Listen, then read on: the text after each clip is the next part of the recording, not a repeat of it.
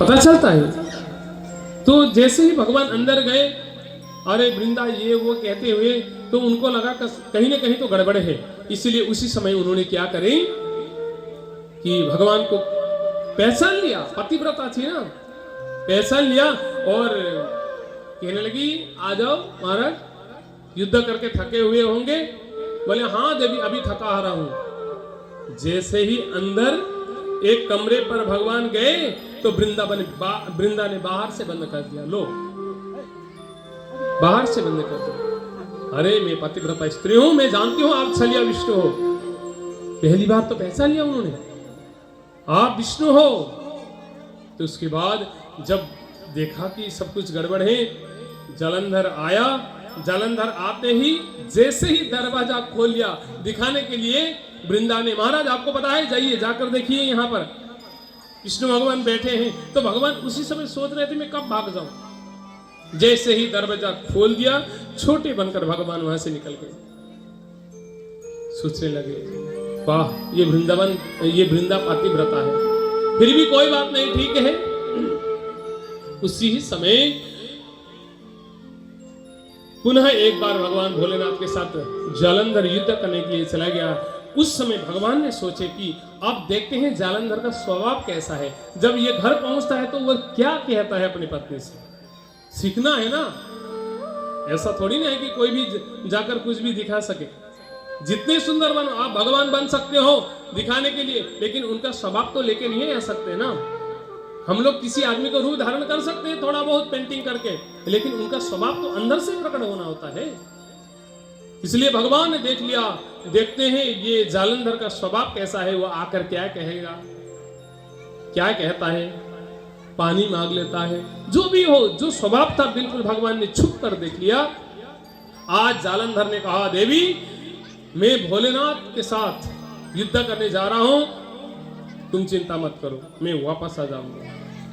सब कुछ भगवान ने सुन लिया और उसी समय भगवान ने सोचे चलो ठीक है, अब कम से कम कितने देर में हमें आना है। अभी अभी गए हैं, अभी अभी लौटकर अगर मैं अंदर जाऊं तो गड़बड़ हो जाएगा। इसलिए एक समय तय कर लिया भगवान ने। युद्ध के बाद कितना समय लगता है वो तय करने के बाद भगवान, उधर अंतिम समय हो रहा था युद्ध का, और भगवान दौड़कर आए जालंधर बनकर और हंसते हुए कहा देवी तुम्हारे आशीर्वाद से आज मैंने भोलेनाथ को जीत लिया। अरे देवी मुझे बहुत अच्छा लग रहा है, तुम पतिव्रता हो ना, इसलिए तुम्हारे, अरे जब तक तुम हो ना देवी मुझे संसार में कोई कुछ नहीं कर सकता, तुम चिंता मत करो। उनको ऐसा लगा सच ये मेरे पति है, क्योंकि स्वभाव भी मिल रहा है, स्वभाव सब कुछ मिल रहा था। इसलिए भगवान ने उसी समय पतिव्रता जैसे ही भंग करे तो जालंधर को भगवान भोलेनाथ ने बाण से मारे, त्रिशूल से मारे और समाप्त कर दिया। जब वो मर गए तो भगवान ने असली रूप वहां पर दिखाया। रोने लगी, अरे भगवान आप परमात्मा होकर भी मुझे झूठ बोल दिया, आप मेरे पतिव्रता को भंग कर दिया, मैं आपको श्राप देती हूँ, आप तो पत्थर के समान हो भगवान, आप पत्थर बन जाओ। भगवान ने कहा देवी तुम्हें मैं बहुत प्रेम करता हूं, तुम्हें पता है तुम मेरी प्रिया हो।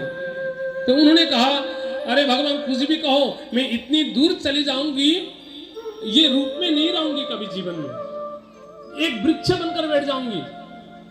भगवान ने कहा तुम जहां भी वृक्ष बनकर जाओगी ना, मैं खेलते हुए उसी वृक्ष के तलहटी पर बैठूंगा और वहीं रोज नाचूंगा, वहीं खेलूंगा, लेकिन तुम्हें नहीं छोड़ सकता।